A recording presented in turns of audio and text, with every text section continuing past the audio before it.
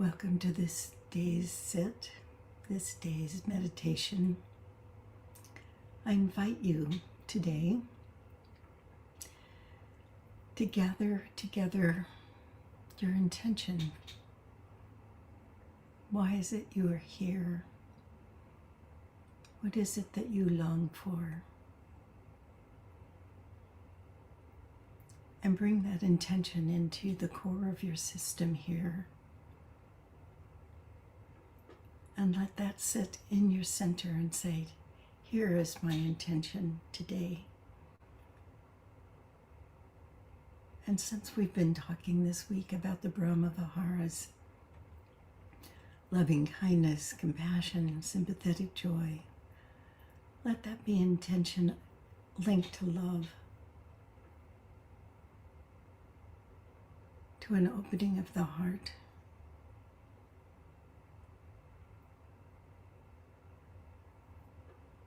Let your intention to have an open heart, to be filled with loving kindness, sit here as you settle in.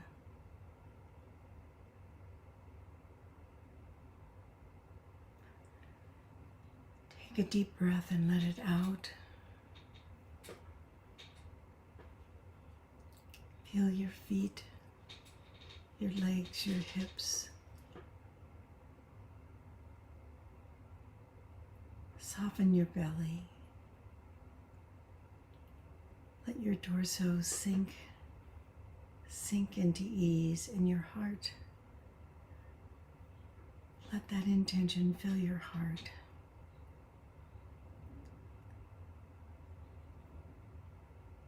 May I be filled with loving kindness. May I be well.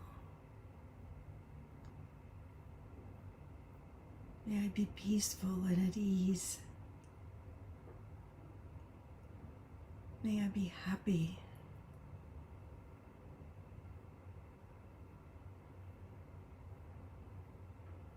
Breathe in that intention. Breathe out any tension. In with intention, out with tension. And just breathe.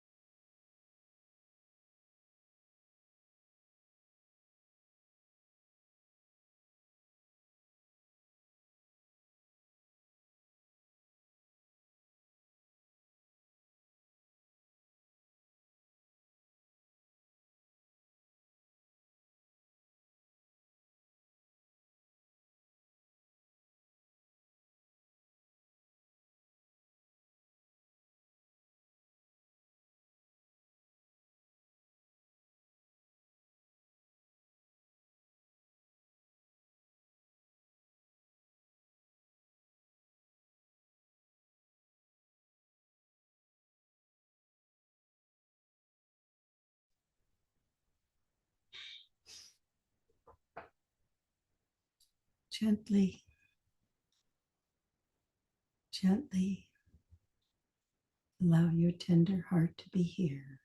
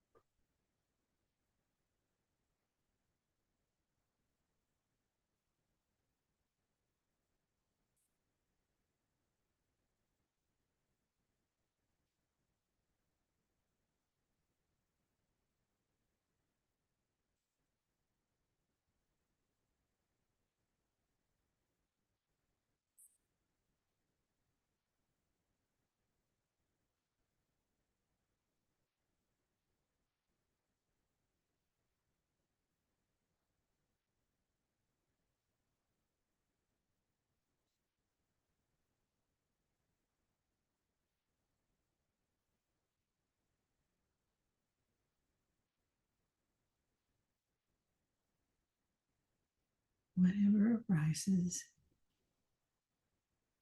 arises, and still we are here.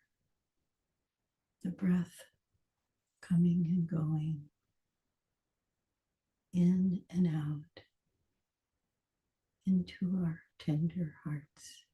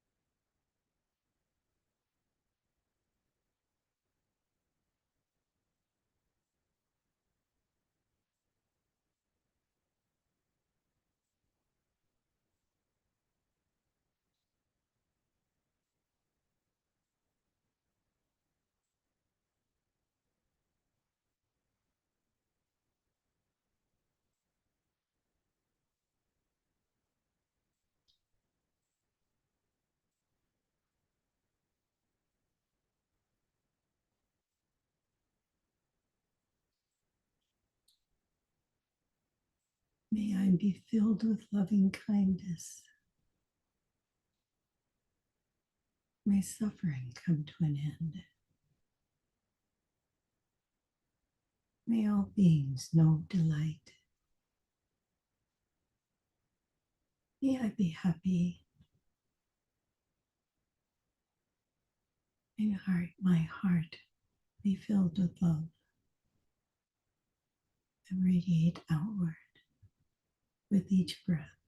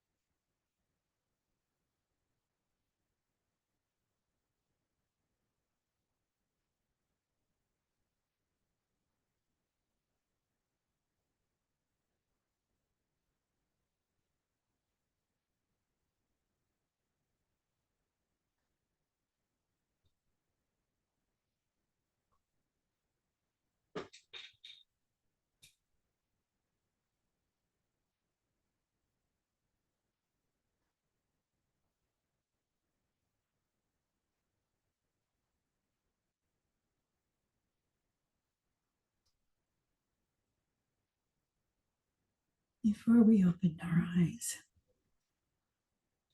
I want to read a poem by Stephen Levine called Meditation Blues. Sometimes it breaks my heart to watch my mind. Cold self-interest, insistent fear and judgment, whispered insults, vengeful fantasies, triumph and despair. A conditioned unfolding so impersonal, we take it personally. Sometimes aghast at the casual cruelty of even minor fears and celebrations. Sometimes it breaks my heart to watch my mind. And sometimes it stays broken long enough to touch even this pain with love. Sometimes the mercy washes even Mrs. Macbeth's hands, turns tragedy to grace, and makes it all worthwhile. Sometimes it breaks my mind to watch my heart.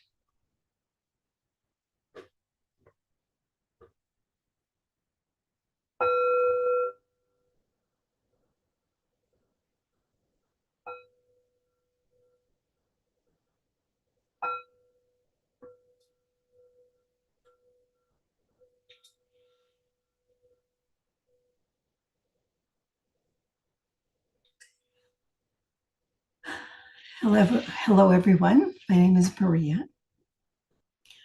I hope you survived whatever electronic glitch we had. Electronic glitches seem to be chasing me today. I won't go into the catalog of them all. Must be, I don't know, Mercury in retrograde or something. Some days are like that, right? Things arise, they pass away. They arise, they pass away. The internet arises, it passes away.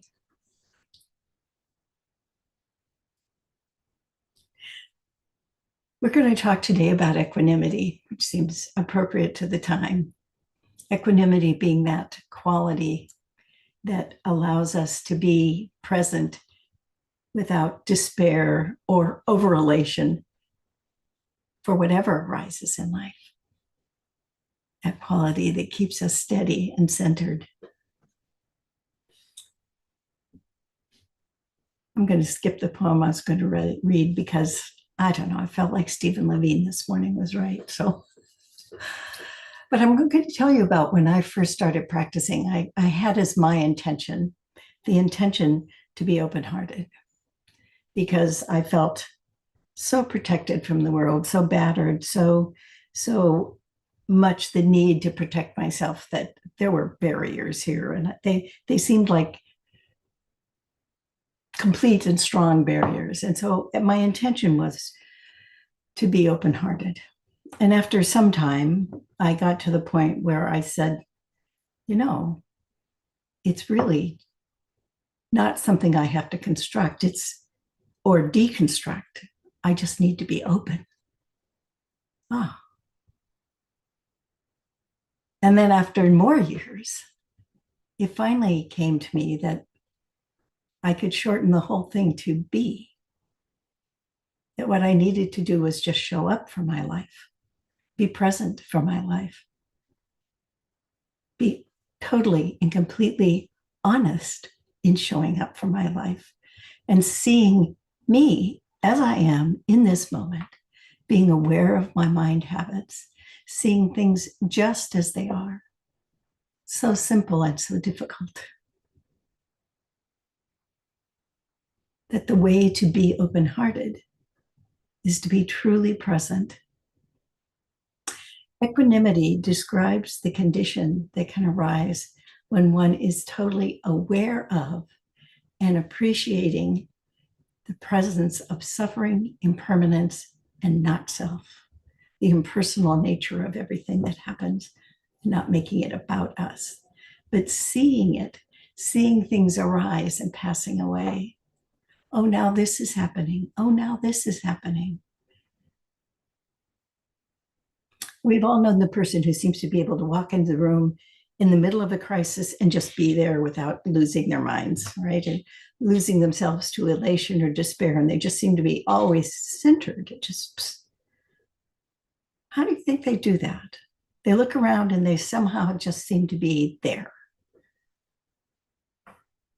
They're not being blown around by what we call the 8 worldly winds. Those as praise and blame, gain and loss, pleasure and pain, fame and disrepute, all of the things that cause us to react. Well, it's your fault, it's my fault. Oh no, how could I lose that thing? How could I wanted that one last leaf left on the branch? Whatever it is that we want that is not there, or we don't want that is there. Always wanting things to be different than they are, wanting ourselves to be different than we are. Those 8 winds are often the source of our being blown off course. They're the source of our suffering, wanting things to be other than they are. That's why it's so important to be able to see clearly. See clearly. I remember the day when it finally occurred to me there was nothing wrong with my heart. Nothing wrong with my heart.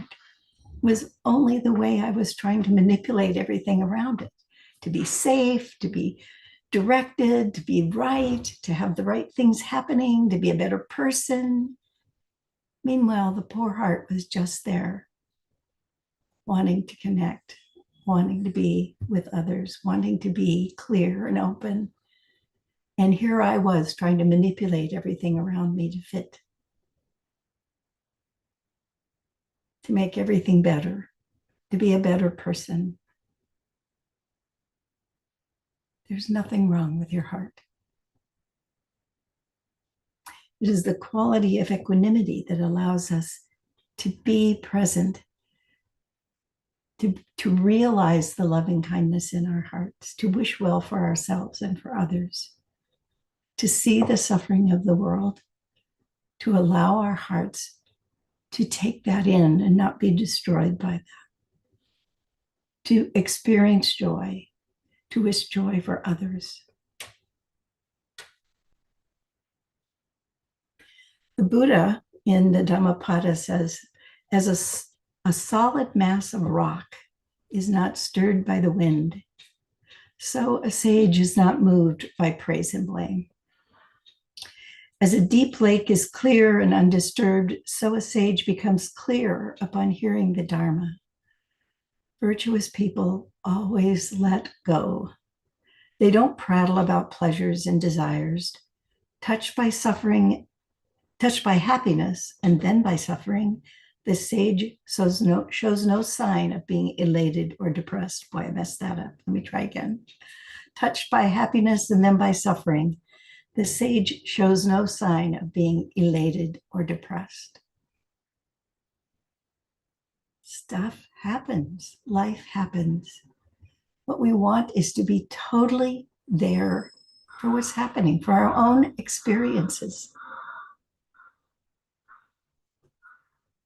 I can be totally present for the garbage truck outside. At least it's not an electronic disturbance. Buddha described a mind filled with equanimity as abundant, exalted, immeasurable, without hostility or ill will. Abundant, exalted, immeasurable, without hostility and without ill will.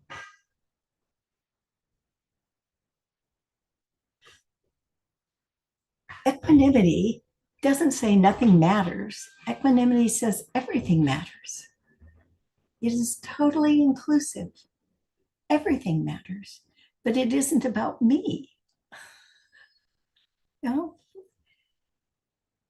The English word equanimity incorporates a variety of Pali words. So the ones we use when we talk about equanimity in the Brahma Viharas is Uppeka.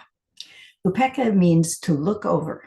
So it talks about a broad view, and it has to do with the power of observation, the ability to see without being caught by what we see. I see you. Oh, this is what's happening now. This power, when well developed, gives a great sense of peace and ease. This is what's happening. It's like this. It's like this.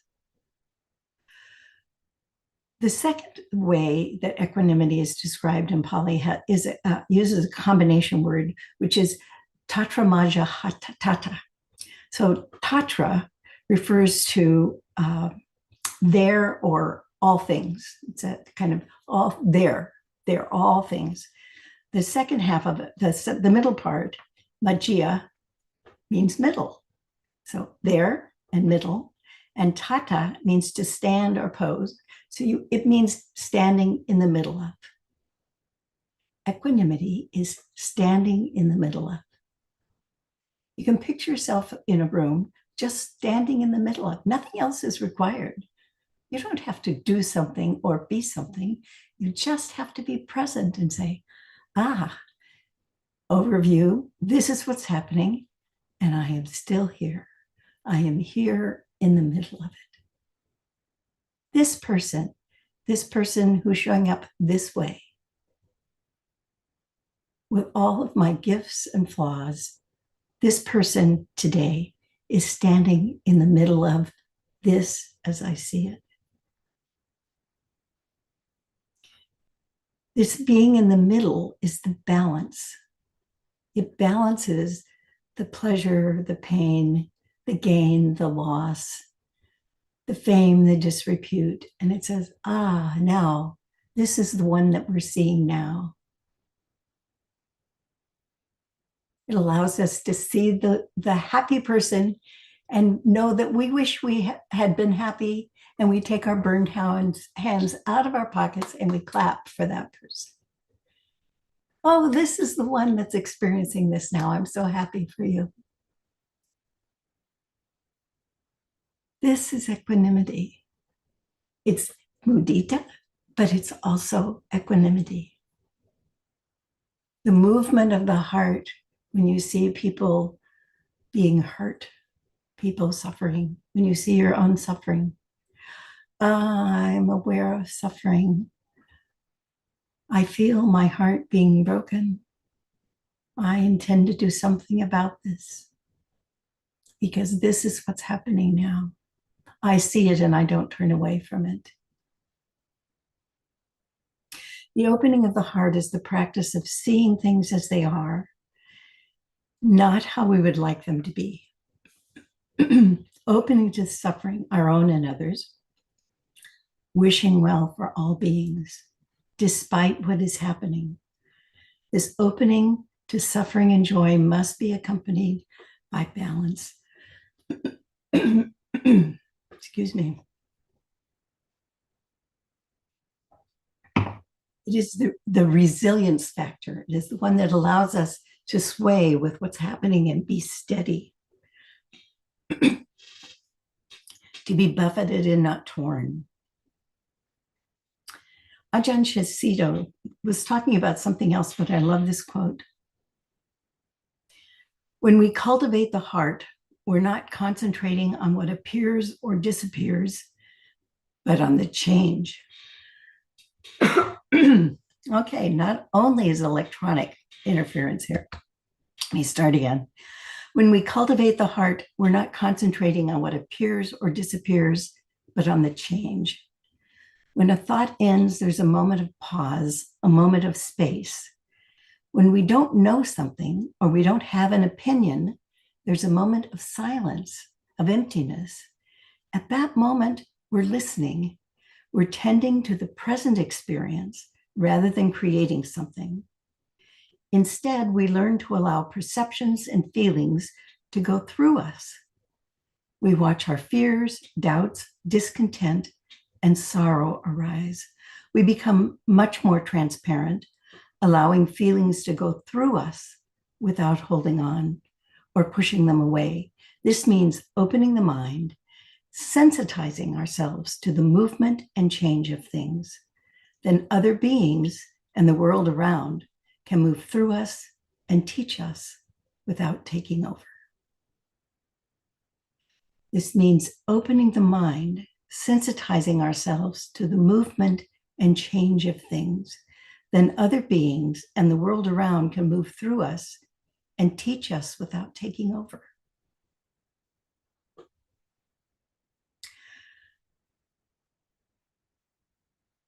Not just suffering, but the impermanence of all conditioned things.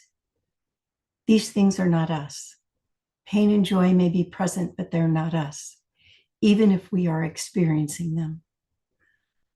Like the heat is not me, or anger is not me, or rapture is not me.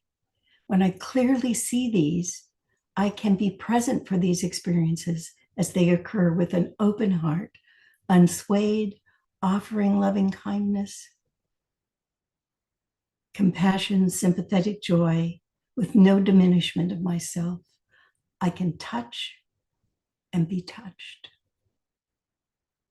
This last word from Jack Kornfield. True peace comes with the discovery that we can respect the seasons of life with a spacious and undefended heart.